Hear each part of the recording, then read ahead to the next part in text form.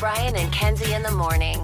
And Chicago's alternative all day. Q101. Brian and Kenzie on Q101. And Tiffany from Melrose Park said she was the one that recommended Spinal Tap to Case way back in the day before we even knew there was a Spinal Tap 2 coming out this weekend. So thank you for checking in from Melrose Park. And it is time. It's Friday, and it's time for Case's movie review. For Christ's sake, tomorrow's the 4th of July, and we will be open for business. What country you from? What ain't no country I ever heard of? They speak English and what? Utah. Give me 2. Do you enjoy pain? Pain don't hurt. Wax on, right hand. Wax off, left hand. Now fry like bacon, you little freshman piggies. Fry, fry! Playing football in West Canaan may have been the opportunity of your lifetime, but I don't want your life. Well, here we go. It is Spinal Tap, or I should say, this is Spinal Tap, Case's movie review for today in honor of Spinal Tap 2 being out. It was released March 2nd, 1984, so 40 years. Unreal. The budget was $2 million. The box office was $5.8 million, so nothing, lighten it up. However, it is a cult classic, especially in our world of music. Every band I've interviewed has mentioned Spinal Tap somewhere along the way here at Q101. So this is Spinal Tap is widely regarded as one of the best films of 1984. The film holds a 98% rating on the review aggregation website Rotten Tomatoes based on 174 reviews with an average rating of 8.8 out of 10. That's one of the highest I've seen for a movie review. Yeah, we're basically talking about like The Departed and Shawshank and Pulp Fiction and also now Spinal Tap. In 2002, this is Spinal Tap was deemed culturally, historically, and aesthetically significant by the Library of Congress and was selected for preservation in the United States National Film Registry. And just a reminder, next week, this is the one that's gotten the most requests of all time since Case started this nearly 2 years ago doing movie reviews. As a 26-year-old who hadn't seen a lot of movies, he's finally going to see Goodfellas. 35th anniversary next week, 35th anniversary to the day of the review. We're going to kick off Riot Fest weekend with a Goodfellas review. So let's start like we always do as Case reviews Spinal Tap with the trailer and how Spinal Tap was advertised 40 years ago. Let's talk about your reviews a little bit. Merrill Schindler of Los Angeles Magazine says this is Spinal Tap is the funniest rock movie ever made. No, you can't print that. You don't find that offensive? No, you don't find that sexist? Playboy calls it a refreshing, hilarious rockumentary that sends up what the Beatles started with A Hard Day's Night. So that's nitpicking, isn't it? This is Spinal Tap, the band, the movie, the motion picture, rated R. Well, I'm glad Playboy got a review in there.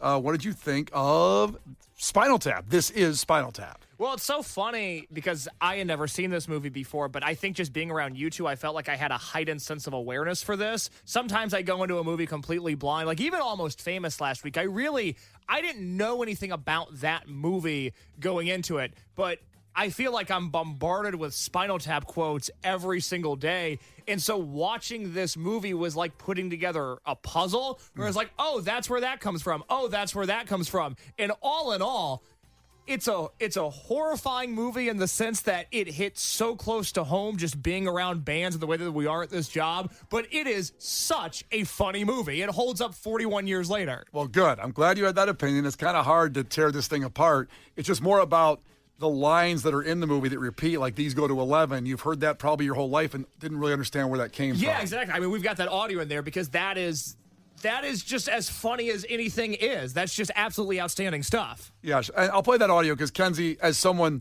I play guitar, and I saw this movie when I was learning how to, very young age, playing guitar, and every guitarist made the joke, but it's amazing that it transcended outside of musicians, the scene when Nigel Tufnell is showing his amp to Rob Reiner's character and why they can go louder than tenor, how they perform. This is a top to what we use on stage, but it's very, very special because if you can see, the numbers all go to 11. Look, right across the board. 11, 11, and most of 11, and amps go up to 10. Exactly. Does that mean it's louder? Is it any louder? Well, it's one louder. It's not 10. You see, most blokes are going to be playing at 10. You're on 10 here, all the way up, all the way up, all the way up. You're on 10 on your guitar. Where can you go from there? Where? I don't know. Nowhere, exactly. What we do is if we need that extra push over the cliff, you know what we do? Put it up to 11. 11, exactly. One louder. Why don't you just make 10 louder and make 10 be the top number and make that a little louder? These go to 11. Oh my God! The louder. It's better, see? Specifically, it's one louder. There's no unit of measurement. It's just one louder. One louder. and to help quantify it, I don't want to take your words out of your mouth, Case, please go ahead. But because, Nigel Tufnell, Christopher Guest, is American, the way he not only just did the English accent was, most blokes are playing at 10, and we can go to 11. He says that in that line there. It's just ridiculously accurate. Is he American? Christopher Guest is American. Oh, I didn't know that. Yeah. I thought they were all British guys. No, they're not. No, Christopher Guest was born in New York. He's New York. They're all Americans. They're all Americans? Yeah, they're all I don't say all Americans. They're all Americans. they're patriots? Well, I mean, because Michael McKean was on Laverne and Shirley. That's how he started his career as not Squiggy, but what was it? I can't help you with your Laverne and Shirley trivia. Sorry, I don't know. Lenny and Squiggy. He was Lenny. Okay. And then Derek Derek Smalls, Harry Shearer, does almost all the voices on The Simpsons. Oh. He does Principal Skinner. He does. Well, Principal Skinner's not British. That's crazy. Yeah, they're American. I thought they were British guys. You didn't know that? Justice for all the British people who didn't get casted. Yeah, that's Fake. exactly. Yeah. Wow. Cultural appropriation on the British. I had no idea. I assumed they were all British guys. No, almost like because Star Wars, a lot of their casting was done was just like, hey, who are the British actors we could find? I just assumed these were like Star Wars rejects. No. Oh. Does that make it even bigger that they're talking so English, and not only just in the English accent, but how these blokes are playing at the 10, we can go to 11. I mean, it's cool. They're good actors. They're incredible. It's incredible. Wow. Okay, that changes everything. I had no idea. Oh, good. It's such a fun movie to watch with 2025 eyes because it has the same sensation watching this movie that if you're just on TikTok for a really long time, it sort of scratches the same itch in your brain because the scenes are not very long. They're all about 2-minute sketch comedy scenes and then interspliced with the worst music you've ever heard that the band themselves are playing. But along the way, you get these really funny runners, these reoccurring jokes, like about how they can't find a permanent drummer because the last drummer they had spontaneously combusted. And that, to me, that might have made me laugh harder than anything else in the movie. It's so good. Now, during the Flower People period, who was your drummer?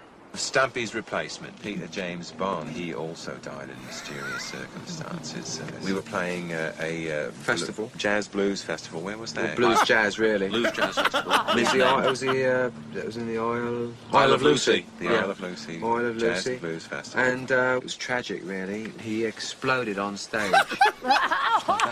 He just went up. He just was like a flash of green light, and that was it. Nothing was left. It was his face. Well, there was. It's true. This really did happen. There was a little green globule on his drum seat. It's like a stain, really. It was more of a stain than a globule, actually. And dozens of people spontaneously combust each year. It's just not really widely reported. I really have a theory that Russell Brand saw this movie at a young age and based his entire personality around it. Oh, he was like, I'm going to do this, but for real. Yeah, I'm going to do this for real. And guess what? It worked. He got to be famous.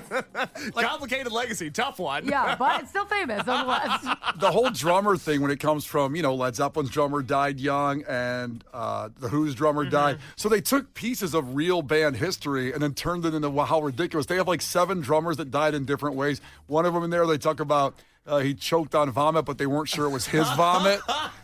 They said because you can't dust for vomit. I used to say that line all the time. My buddies say, you can't dust for vomit. You can't do that. That's the fun thing is just, when you're like us and you're just obsessed with music in every way, shape, and form, you start to pick up on some of the references. And the scene where they sit down with the documentarian and he's reading the critics' reviews of the band is another thing that just hit really close to home. I found that scene to be so funny.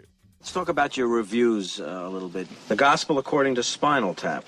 This pretentious, ponderous collection of religious rock psalms is enough to prompt the question, what day did the Lord create Spinal Tap, and couldn't he have rested on that day too? Never heard that one. Good one. That's a good one. The review you had on Shark Sandwich, which was merely a 2-word review, just said, sandwich. Where'd they print that? Where'd they print that? That's not real, is it? You can't print that.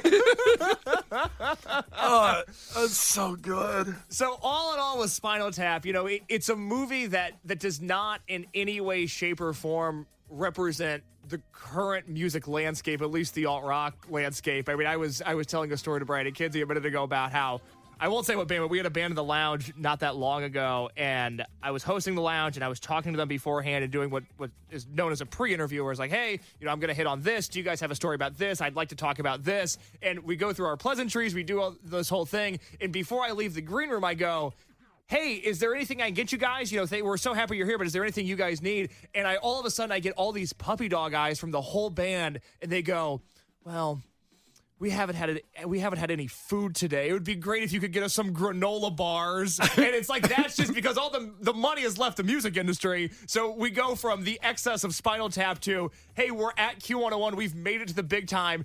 Can you get us some granola bars, please? I just like that they asked for food, that they came off a deserted island just a minute ago. It was really sad. They're like, no, we haven't had any food. We'd love something. And it's not Cristal. You know, I wasn't getting them caviar. They just wanted a Nutri-Grain bar that I could get from downstairs. So that is where things are at. But even with all the changes in the music industry landscape, this is a movie where the humor of it holds up. The fact that they're not British is crazy. I'm going to be thinking about that all day long. I thought you knew that. No, I don't know. These actors mean nothing to me. I didn't know who they were. They're all actors that you've seen do a lot of things. Like they did all these kind of mockumentaries afterward. The Best in Show, the dog. I haven't seen that. Another great movie. Oh. I know, Kenzie, you'd love that one too, just because if you love The Office, this whole thing is really just over sarcasm to death. And I love that. That's really what it is, except in the rock world. Like the whole Hello Cleveland thing came from Spinal Tap when they're lost backstage. You guys are authorized, aren't you? Well, you go through that door, take a right.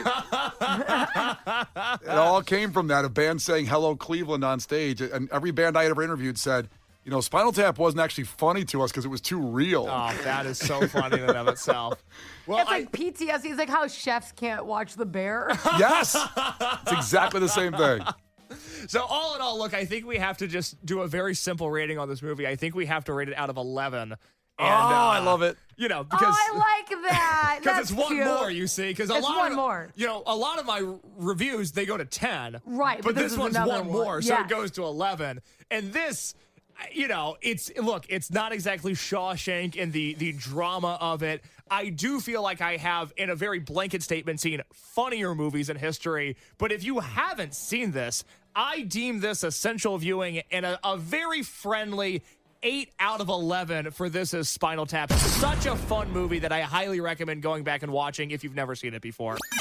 Brian and Kenzie in the morning, and Chicago's alternative all day. Q101.